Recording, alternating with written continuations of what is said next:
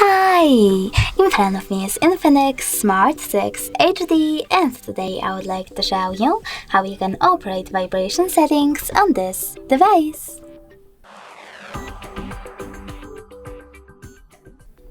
First of all, you need to access settings and scroll down.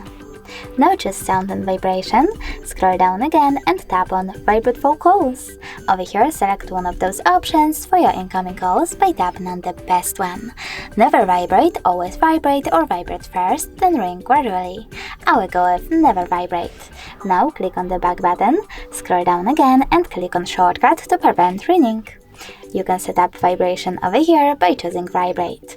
When you're ready, go back, scroll all the way down and tap on those two switchers next to charging sounds and vibration, and touch vibrations to switch them on or off.